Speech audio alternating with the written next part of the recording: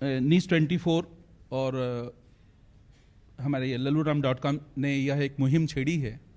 मुझे सुनकर जैसा सर ने कहा था, मुझे पहले भी लगा था कि इस बात पर डिस्कशन हो रहा है। क्यों हो रहा है?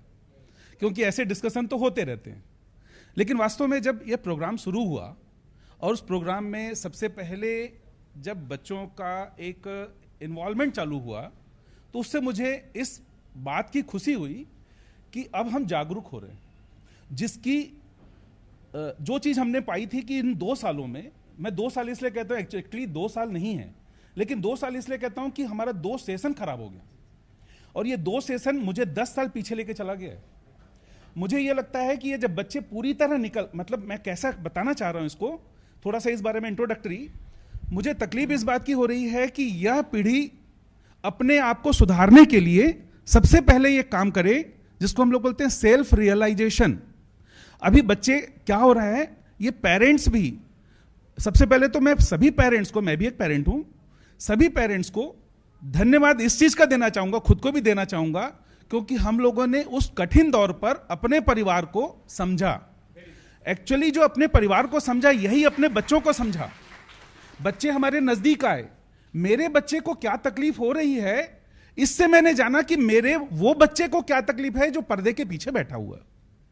पर्दे के पीछे बच्चे जो बैठा हुआ है उसको तकलीफ यह आ रही है, मेरा जो बच्चा है उसको तकलीफ ये आ रही है कि शुरुआत के 3 महीने वह बिल्कुल पढ़ाई में बहुत इंटरेस्टेड, हर क्लास को बिल्कुल अटेंशन में दे रहा था, सारी अटेंडेंस बढ़िया थी, वह एग्जामिनेशन के प्रति सचेत था, लाइफ के प्रति सचेत था। लेकिन जैसे यह समय बीतता गया और हम पहले ऑनलाइन एग्जामिनेशन की तरफ आगे बढ़े, यह हमें पूरी तरह से डीमोटिवेशन देके चला गया और हम में एग्जामिनेशन को फेस करने की जो कैपेसिटी है वो खत्म हो गई। दूसरी बार जब हमारा ऑनलाइन एग्जामिनेशन हुआ, सेम यही प्रॉब्लम हुई। अब इससे होता यह क्या कि जब हमने बच्चों को पढ़ाई कराते समय पहली बार हमारे अटेंडेंस बहुत अच्छे रहे, बच्चे पढ़ाई भी किए, बच्चों के अटेंशन बहुत अच्छे थे। इसका आप कहेंगे कि ये कैसे पता चला आपको? क्योंकि पढ़ाने की कोई टेक्निक तो पहले आपने ईजाद नहीं की थी, ऑनलाइन हमारे पास ऐसा कोई फैसिलिटी नहीं थी। हमने जो सामान्य सा गूगल मीट और ये जो भी बाजार में कमर्शियली अवेलेबल था उसको देखा, फ्री में अवेलेबल था उसको देखा, क्योंकि टीचर को घर में लेना पड़ता था और इंस्टीट्यूट किसी चीज को पे करने के लिए तैयार नहीं था, क्योंकि शुरू में पता ही नहीं था कि करना क्या है। लेकिन धीरे धीरे यह होता गया कि हम अवेलेबल रिसोर्सेज से यह पता किए, टीचर्स को अपग्रेड किए कि देखिए हमारे पास भी, हमारे पास ऐसी कैमरा टीम, हमारे इंस्टीट्यूट में एक स्टूडियो, एक टीचर को ट्रेन किया गया कि आपको किस चीज का अटेंशन देना है। हमारे पास उस स्टूडियो में हम खुद ही प्रोफेसर्स बैठे, वो डिलीवर कर रहे हैं, हम अपने मोबाइल में देखे मोबाइल में बच्चे को क्या मिल रहा है, और उस दौरान अलग अलग लोकेशन में, उस दौरान हमने ये कि टीचर तो देख नहीं रहा है कि वो क्या पा रहा है। Very nice. बच्चों, हम बच्चे बन के, चूंकि हम मैच्योर थे लेकिन तो भी बच्चे बन के ये जानना चाहे कि बच्चे को क्या तकलीफ होगी, उन सारी प्रॉब्लम को समझा, उसको धीरे धीरे दुरुस्त करने की कोशिश की। सब्जेक्ट टॉपिक तो अपना था ही, लेकिन प्रॉब्लम्स को भी हमने आइडेंटिफाई किया और धीरे धीरे अपग्रेड होते गए, अलग अलग टूल्स हमने यूज किया। ये तो किया, साथ में हमने यह किया, शुरुआत के दिनों से इवेल्युएशन होना चाहिए।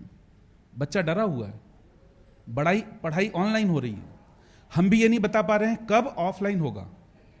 बच्चा डरा हुआ है, उसको डराना नहीं है। बहुत अच्छे। तो हमने उसको ही, जैसे सारे डॉक्टर्स ने, आप सभी लोगों ने यह मोटिवेट किया कि प्रिकॉशनरी डोज लगाइए, वैक्सीनेशन होना चाहिए, आप सावधान। अभी तो मैं देख रहा हूँ कि कोई भी, मैं भी मास्क पहनता था, सप्ताह भर से छोड़ दिया, क्योंकि मुझे लगा कि ये जो IIT कानपुर का ये जो आ रहा है डेटा कि जून से फिर होगा, ऐसा हमने इंडिया में मात दे दिया इस चीज को, ऐसा लगता है। लेकिन ये अच्छी चीज है, लेकिन साथ में सावधानी बरतना भी अच्छी चीज है। तो यही दौर है कि हम अपने आप को संभालें और फिर उस चीज को आगे बढ़ाएं, अपने आप को सचेत रखें बीमारी के प्रति, अपने प्रति, और हमारी मुहिम, हमारा उद्देश्य क्या है उसके प्रति भटके मत। Very nice, give a big hand to mister doctor Mishra. तो उन्होंने बताया आपको किस तरह से ये लोग अपनी R&D आपने खुद R&D किया एक, और क्वालिटी चेक किया आपने। तो मैं ये पूछना चाहूंगा कि अगर एक बच्चा, अगर माँ बाप एक 12th का बच्चा आपके कॉलेज में एंटर करता है तो फिनिश्ड प्रोडक्ट का रूप क्या होगा? बहुत अच्छी बात है सर। मैं भी जब इंजीनियरिंग पढ़ने गया था तो मुझे यह नहीं मालूम था कि मुझे फिनिशिंग के बाद मिलेगा क्या, मतलब मैं क्या पाऊंगा। राइट। मैं बेसिकली सिविल इंजीनियर हूं और प्रोफेशनली भी सिविल इंजीनियर हूं। मैं टीचर तो हूं ही, लेकिन साथ में प्रोफेशनली भी सिविल इंजीनियर हूं। पहले मैंने फील्ड में काम किया। तो कहने का मतलब है, जब मैं पहली बार पढ़ के जब जाता हूं साइट, मैंने इंडस्ट्री में जाता हूं, उस दौरान आए हुए अतिथियों का स्वागत है।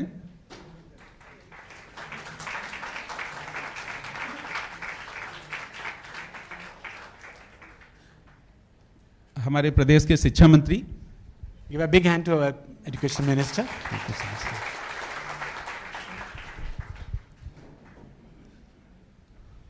तो सर हमारी बात चल रही थी कि जब बच्चा 12th के बाद एडमिशन लेता है, उसके बाद फिनिश्ड प्रोडक्ट में क्या होना चाहिए। तो जो भी ब्रांच लेता है, मैं चूंकि इंजीनियरिंग कॉलेज से हूं, तो मैं ये कहूंगा कि यहां पर उद्देश्य क्या है। यहां हमारे पास डिफरेंट डिसिप्लिन हैं। जैसे हमारे यहां पर है सिविल इंजीनियरिंग है, मैकेनिकल इंजीनियरिंग है, इलेक्ट्रिकल एंड इलेक्ट्रॉनिक्स इंजीनियरिंग है, इलेक्ट्रॉनिक्स इंजीनियरिंग है, कंप्यूटर साइंस है। इसके साथ साथ हमारे डिग्री कोर्सेज भी चलते हैं, डिप्लोमा कोर्स भी हैं, एमटेक है, पीएचडी भी करा रहे हैं। कहने का मतलब है हर कोर्स की अपनी एक महत्व होती है, एक उद्देश्य होता है, आउटपुट क्या होना चाहिए। तो एज ए इंजीनियरिंग करने के बाद फिनिश प्रोडक्ट में अगर सिविल इंजीनियर है तो बेसिकली जो हमारे मटेरियल हैं, सिविल इंजीनियरिंग किन चीजों से बना है, सिविल इंजीनियरिंग किसको कहते हैं, ये डेफिनेशन सबसे पहले मुझे आना चाहिए। कहने का मतलब मैं सिविल इंजीनियर हूं तो सिविल इंजीनियरिंग क्यों, सिविलाइजेशन से हम जैसे जैसे ग्रोथ किए और हमारे में अपग्रेडेशन आता गया, वो चीजें मुझे जानकारी है कि नहीं, ये मैंने जाना। Very nice. पहले हम जंगलों में रहते थे, ऐसा हमने सुना है। बिल्कुल। फिर हम हटमेंट्स में आए, ऐसा हमने सुना है। बिल्कुल। आज भी गांव में हम जाते हैं तो हमारे पास कवेलू के घर अब लगभग खत्म होते जा रहे हैं, क्योंकि बहुत सारी सरकारी योजनाएं और ये सब योजनाएं जिसमें अब कवेलू वगैरह के मकान सब खत्म हो गए। अब हम प्रधानमंत्री मुख्यमंत्री आवास योजनाओं में चले जाते जा रहे हैं। लेकिन इन सबके साथ भी गांव नहीं बदला है। बहुत अच्छा। गांव किससे है, गांव की अपनी एक सोच है, परंपराएं हैं। तो सबसे पहले तो मैं ये कह रहा हूं कि उन चीजों को जानना बहुत जरूरी है कि वो किस चीज से बना। इलेक्ट्रिकल इलेक्ट्रॉनिक्स है, वो ब्रांच में है क्या चीज। मैं फिनिश करने के बाद इलेक्ट्रिकल इलेक्ट्रॉनिक्स है तो कहने का मतलब मैं अपना दिमाग लगाता हूं, बीइंग एक बच्चा 12th, जब मैं निकलूंगा तो मुझे वो सब्जेक्ट का एक्चुअली मीनिंग क्या है ये पता होना चाहिए। Very good. उसके बाद मैं क्या बनूंगा, कहने का मतलब इलेक्ट्रिकल इलेक्ट्रॉनिक्स बनने के बाद इलेक्ट्रिकल जो हमारे जो कंट्रोल सिस्टम है अगर वो इलेक्ट्रॉनिक्स से हो जाए तो मेरे को यह है कि वो मैंने हम लोगों ने देखा था किटकैट जिसको हम लोग फ्यूज कहते थे, अगर एमसीबी आ गए, आप सभी ने, अब तो सब लोग एमसीबी ही देख रहे हैं, यही है डिफरेंस। बहुत बढ़िया। Pure electrical then electrical and electronics. Electronics में इंस्ट्रूमेंटेशन मैं क्या क्या पाऊंगा ये पता होना चाहिए। कंप्यूटर साइंस में मेरे पास playing with what, playing with different computer software languages and जो हमारे डिफरेंट डेटा हैं उनका यूटिलाइजेशन एंड क्या बोलना चाहिए उसको, कन्वर्शन इन डिफरेंट फील्ड से। ठीक है, डॉक्टर साहब ने बताया कि सिविलाइजेशन से सिविल बना है और उन्होंने बताया CIVIL सिविलाइजेशन, लेकिन कुछ लोग शायद ऐसा गलत सोचते हैं कि CIVIL का मतलब होता है corruption is very important in life. That's wrong. चलो हम आगे बढ़ते हैं और हम आते हैं बैंक की तरफ कि जब कोरोना के पहले जब हमारे यहाँ पर नोटबंदी हो रही थी तो बहुत लंबी लाइनें थी लोगों की, लेकिन जब कोरोना आया तब तो नोट हमारे पास ही नहीं था तो हम बैंक किया जाते। तो आपके बैंक ने किस तरह से लोगों को सहायता किया, किस तरह से जो हमारे डॉक्टर्स, हमारे जो दूसरे लोगों ने फील्ड में जिस तरह से लोगों को सपोर्ट कर रहे थे, हम जानना चाहेंगे ग्रामीण बैंक का क्या रोल था, उन्होंने किस तरह से लोगों को सहायता की, प्लीज बताएं।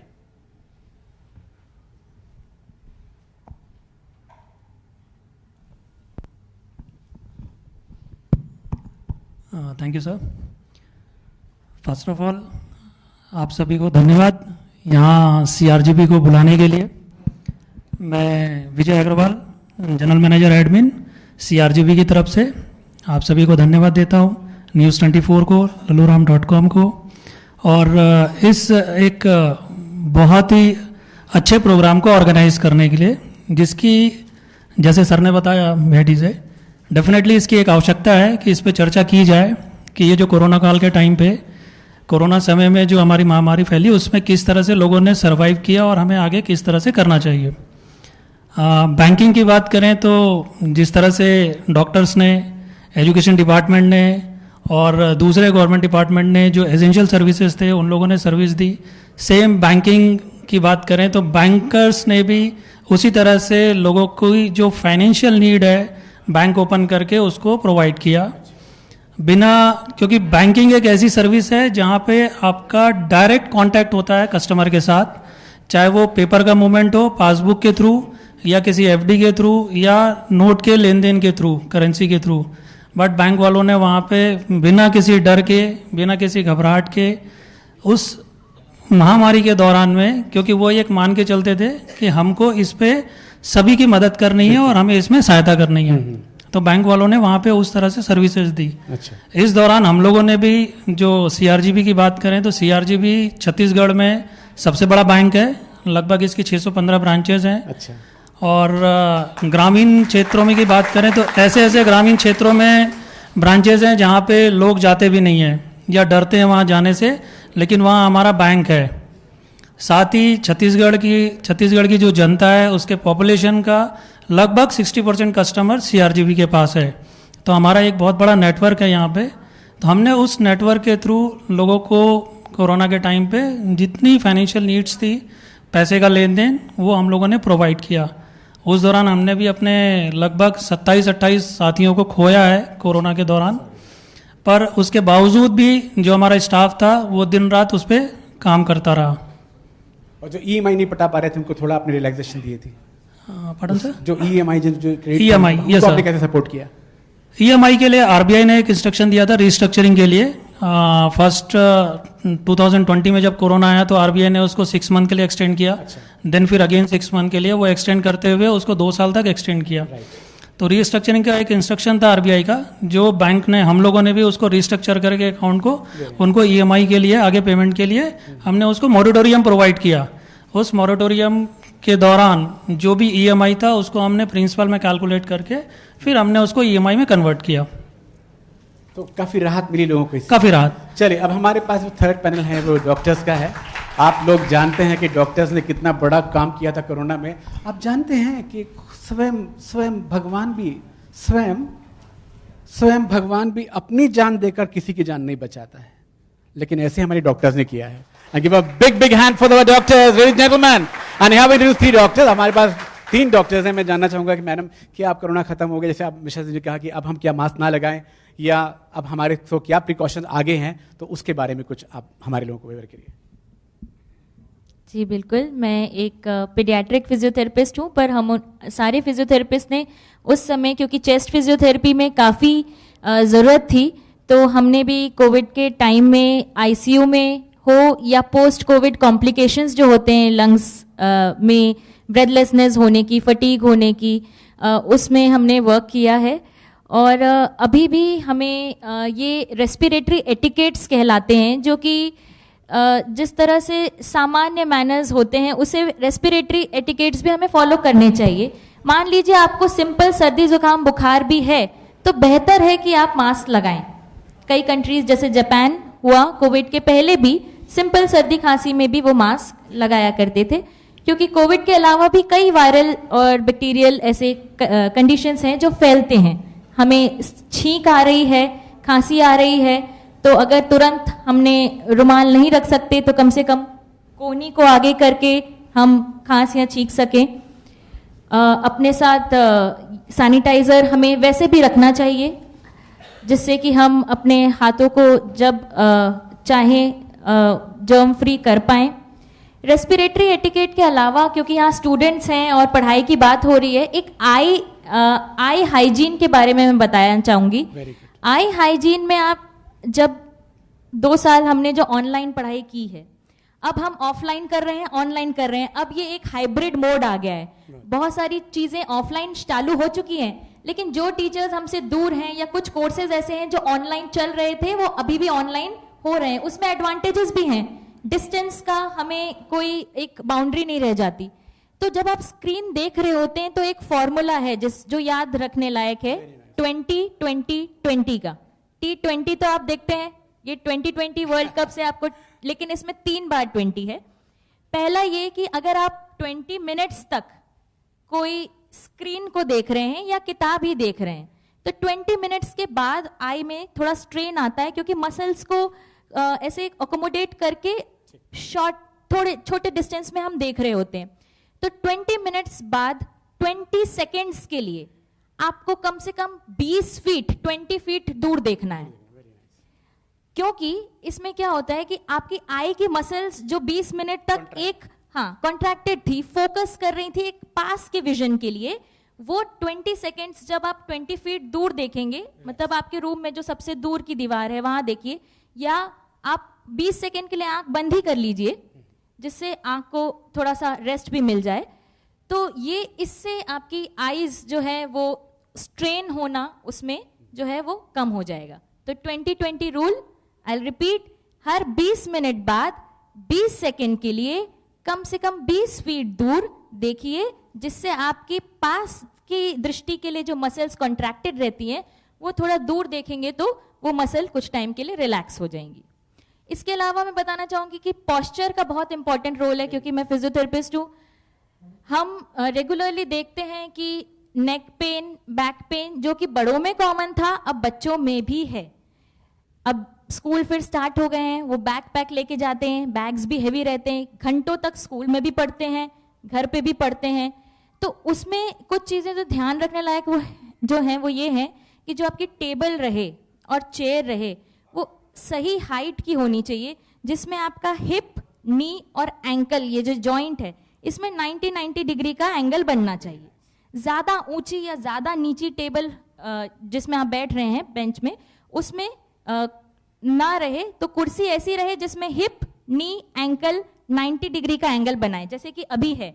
मेरा पाँव जमीन पर स्टेबल है, हवा में लटका हुआ पाँव अगर रहेगा तो वो स्टेबल नहीं होगा। अगर चेयर ऊंची है तो उसके नीचे फुटस्टूल लगाइए, है ना।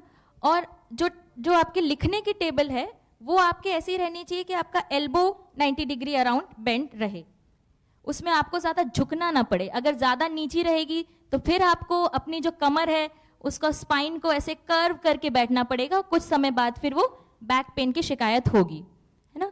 तो हमें क्योंकि बैक को स्ट्रेट रखना है, हाथ को इस तरह से इतना बेंड रखना है, और नेक को भी हम चाहते हैं कि अगर आप ऑनलाइन पढ़ रहे हैं या फोन में ही कुछ पढ़ रहे हैं या किताब भी पढ़ रहे हैं तो वो कुछ आप रखिए उसके ऊपर, आई लेवल पे आप जो रीड कर रहे हैं वो आपके आई लेवल पे रहे, ताकि नेक पे भी स्ट्रेन ना आए। इसके लिए आप ये कर सकते हैं कि जब आप बैठे हैं चेयर में तो पीछे एक टॉवेल को रोल कर लीजिए, गोल 4 इंच का डायमीटर हो जाए। वो अपने बैक का जो कर्व होता है ना, आप अगर सीधा बैठ के देखिए, सभी लोग एक बार सीधा बैठ के देखिए, आपके कुर्सी की बैक के बीच और आपकी कमर के बीच में एक गैप बनता है, वो कर्व है, उसे हम लंबर लॉर्डोसिस कहते हैं। वो लंबर लॉर्डोसिस अगर हम मेंटेन रखेंगे तो आपका नेक भी एक अलाइनमेंट में रहेगा। 4 इंच का आप एक टॉवेल रोल रखिए, और ये लंबर रोल के नाम से मिलता भी है मार्केट में, अमेजोन में भी आपको मिल जाएगा। उसको आप चेयर पे लगा सकते हैं, फिट कर सकते हैं, इससे आपकी स्पाइन का अलाइनमेंट बना रहेगा। दूसरा ये कि जब हम बहुत लंबे समय तक अगर देख रहे होते हैं स्क्रीन पे, फोकस कर रहे होते हैं या पढ़ रहे होते हैं, तो हमारा हेड का पोस्चर ये हो जाता है, क्योंकि हम बारीकी से देख रहे होते हैं क्या है। ये जो नेक सामने आ गया ना, इसे फॉरवर्ड हेड पोस्चर बोलते हैं, और धीरे धीरे ये कुछ मसल्स को हमारी टाइट कर देता है। ट्रेपेजियस यहाँ मसल होती है, फिर दर्द के साथ बच्चे आते हैं कि ये यहां से यहां तक मुझे दुख रहा है। ऐसा होता है आप लोगों में से किसी को यहां पे दुखता है ना। ज्यादा पढ़ने के बाद एक सिंपल एक्सरसाइज है, चिन टक, चिन अंदर करिए, चिन को टक करना है, ऐसे पीछे नहीं करना है, नीचे भी नहीं करना है, ठीक है। चिन टक करना है, रिट्रैक्ट करना है। चिन टक आप करके देखेंगे तो फील होगा आपकी नेक यहां से इलोंगेट होती हुई फील हो रही है। शोल्डर रिलैक्स रखिए, रिलैक्स योर शोल्डर, टक your chin inside, hold it for 5 seconds. आपको फील होगा थोड़ा नेक इलोंगेट हो रही है, वो अलाइनमेंट सही आ रहा है आपका। और ये चिन टक भी आपको, जो मैंने 20 सेकेंड रूल बताया, 20 मिनट्स बाद 20 सेकेंड के लिए 20 फीट दूर देखना है। वैसे ही जब आप 20 फीट दूर देख रहे हैं तो चिन टक को भी होल्ड कर लीजिए। इससे क्या होगा, आपकी वो मसल भी रिलैक्स हो जाएगी जो नेक को होल्ड करने में आपके ओवरवर्क कर रही थी। इसके लिए आप एक रिमाइंडर भी लगा सकते हैं कि 20 मिनट्स हो गए, अब चिन टक करना है। जहां आप पढ़ते हैं आपकी टेबल के सामने कहीं रिमाइंडर लगा के रख सकते हैं। Thank you so much madam, thank you so much, great. We have 2 more doctor were here and जल्दी से मैं आपका भी ले लूँ इनपुट्स। आप बताइए, आप कुछ बताना चाहेंगे? मेरा नाम डॉक्टर अनिमेश चौधरी है, मैं एमडी मेडिसिन फिजिशियन हूँ। कोविड में क्योंकि पिछले 3 सालों में बहुत कुछ हमको सिखाने की कोशिश की, हम शायद नहीं सीख पाए, दुख की बात है। और जो चीज़ अभी इन बच्चों को सीखना चाहिए, बड़े तो शायद ऐसे हो जाते हैं कि अब हम लोग सीखने की उम्र से ज़्यादा रेजिस्टेंस हो गए, शायद सीखना नहीं चाह रहे हैं। यह चीज़ सीखने में आई कि जो टेक्नोलॉजी है हेल्पफुल है। हर टेक्नोलॉजी जो आती है वो हेल्पफुल के लिए, हेल्प करने के लिए आती है, हम उसका दुरुपयोग करते हैं। पर कहीं ना कहीं जो चीज़ें जैसे मिश्रा सर ने बोला, जो मैम ने बोला, और कोविड को लेके बहुत सारी चीज़ें आई। हमने क्या किया, अगेन मेरी हम लोग की ओपीडी अपोलो क्लिनिक में लगातार चलती रही। मैं बालकों का कोविड का हेड था, मीरा मैम यहाँ बैठी हुई हैं। छत्तीसगढ़ ने कोविड में एक्चुअली में बहुत अच्छा किया, क्योंकि हमने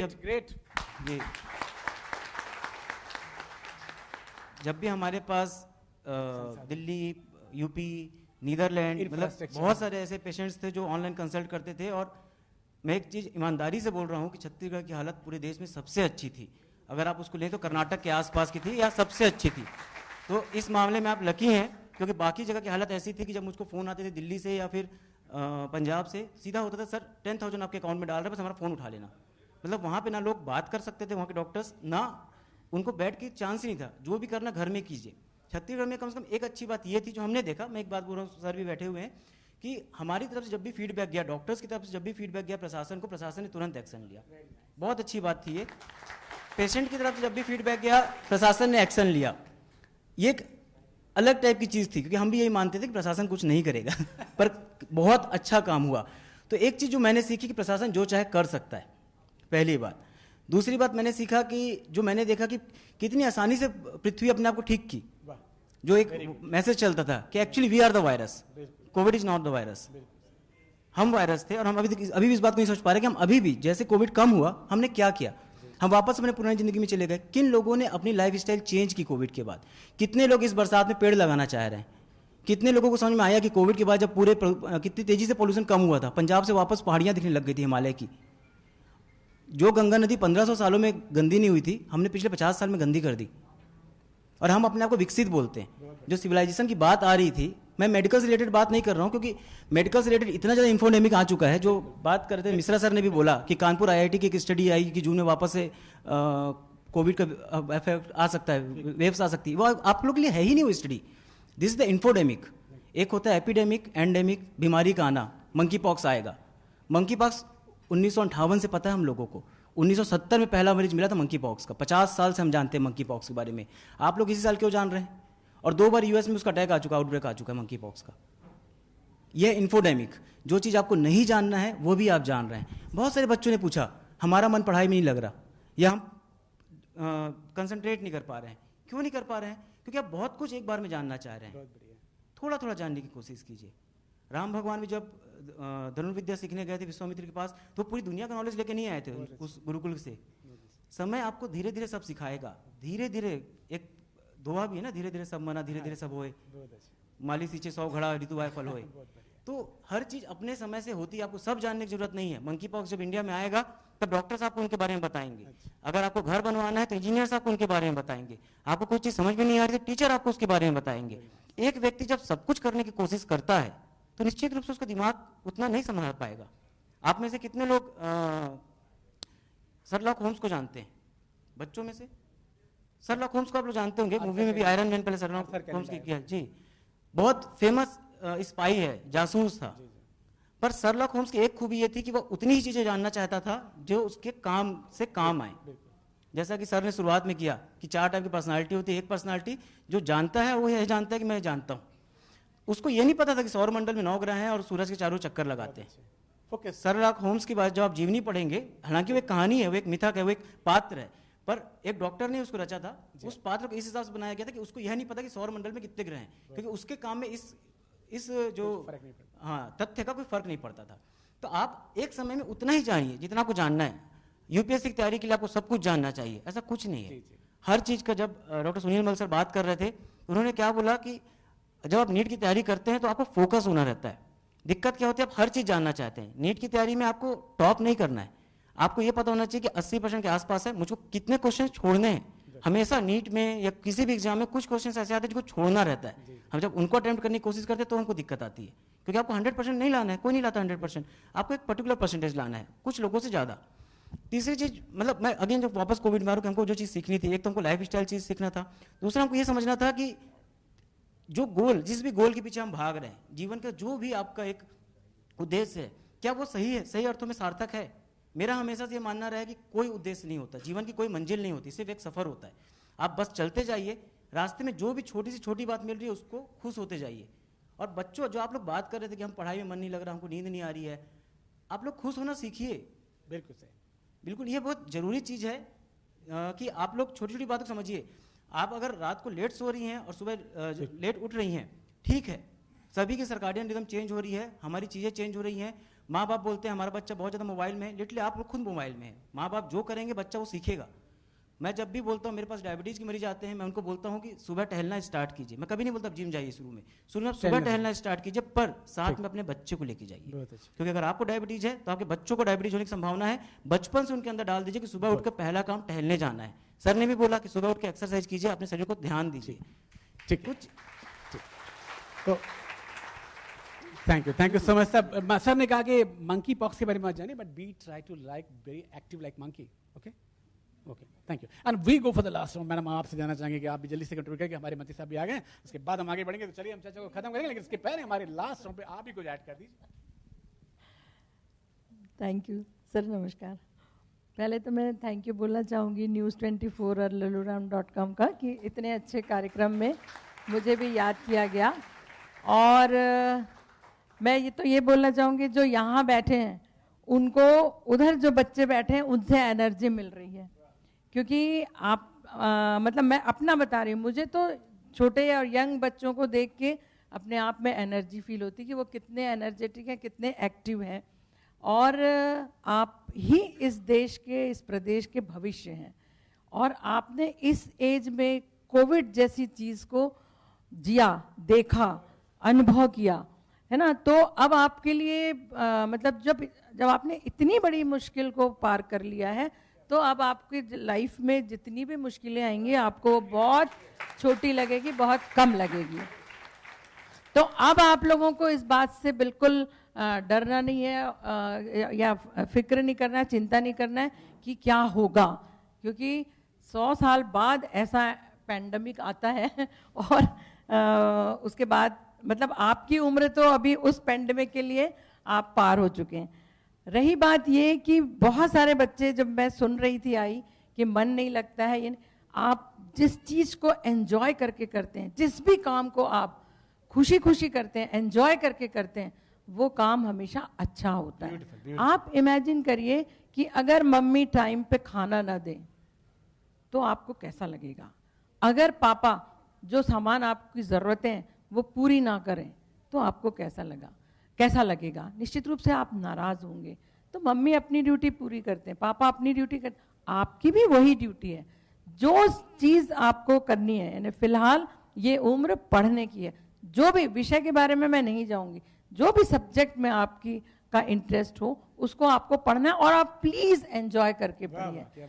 मैं आप तो खैर बच्चे हैं, बहुत ज़्यादा मेरे बारे में नहीं जानते होंगे। मैं चीफ मेडिकल ऑफिसर रायपुर की हूँ और ये मेरा एडमिनिस्ट्रेटिव मेरा फील्ड बिल्कुल नहीं था। मैं गायनेकोलॉजिस्ट हूँ और मेरा फील्ड था सर्जरी करना, माँ को, प्रेग्नेंट लेडी को देखना, उनको डिलीवरी कराना, उनकी देखरेख करना और कभी कभी दूसरे मरीज आ गए उनको भी देखना। ये मेरा फील्ड था।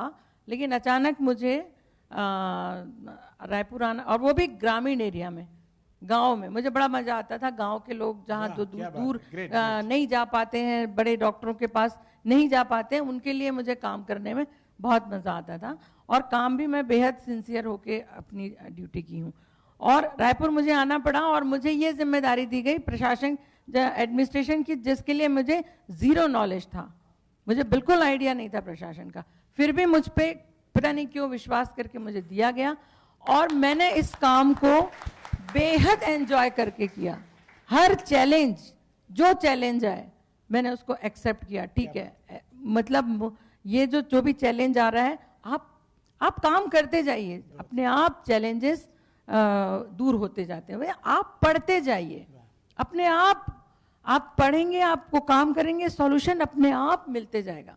पर दिक्कत ये है कि हम बहुत शॉर्टकट मतलब मंजिल पाना चाहते हैं, और शॉर्टकट कोई चीज नहीं होती है, ये आप जान लीजिए। कोई भी चीज आप शॉर्टकट में मिल जाए, बहुत जल्दी चुटकियों बजाते मिल जाए, ऐसा बिल्कुल नहीं होता। मैं आपको बोलूं कि आप अभी जो बच्चे 10-12 साल के 20 साल के हो जाइए, तो आप बोलेंगे टाइम चाहिए, 8 साल बाद ही होंगे। उसी तरह से पढ़ाई भी वैसे ही है, आप ग्रेजुअली उसको पढ़ते जाइए और कंसंट्रेट हो। दिक्कत क्या होती है, जब हम पढ़ते हैं तो जब हम जहां होते हैं तो वहां नहीं होते हैं। वाह वाह, क्या बात है। जब हम पढ़ाई करते होते हैं तो हम किताब में ध्यान नहीं देते होते हैं, हम कहीं और होते हैं। क्या बात है। तो ना हम वहां हो पाते हैं, ना हम यहाँ हो पाते हैं। क्या बात है। अभी भी जब बहुत अच्छी बातें चल रही थी, कुछ बच्चे आपस में बात कर रहे थे और कुछ बच्चे मोबाइल में लगे हुए थे। आप जिस काम के लिए आए हैं, जो सुनने आए हैं, वो आप सुनिए। मैंने पहला आपका चल रहा था, लास्ट मैंने मिस किया, मुझे अखर गया कि मैंने मिस किया इसको। तो आप जिस काम को कर रहे हैं आप उसको करिए, सब काम आराम से। Big hand to madam. Madam ने कहा कि जब आप पढ़ाई कर रहे हैं तो आप सिर्फ पढ़ाई करिए, इसका मतलब है कि तुम जो मेरे पास, किताब के लिए बोल रहा हूं, नॉट फॉर एनी गर्ल, तुम जो मेरे पास होती हो, तुम जो मेरे पास होती हो तो कोई दूसरा नहीं होता, ये कहना चाहते हैं। और मैडम ने दूसरी बात बड़ी अच्छी कही, उन्होंने कहा कि कोरोना 100 साल के बाद आता है। इसका मतलब 100 साल के बाद एक पुराने गाने को हम नया बना देते हैं, 100 साल के बाद हम कोरोना को ये बोलेंगे कि 100 साल पहले मुझको तुझसे नफरत थी, आज भी है, कल भी रहेगा। हाँ, ये भी ठीक है। आइए the ladies and gentleman, free the topic and today we and the topic with here. Madam ने कहा कि लोगों को देखकर एनर्जी लो, तुम लोग एलर्जी लेते हो, मत लो एलर्जी। ये कहा आपने। Thank you very much for a healthy discussion. Thank you so much.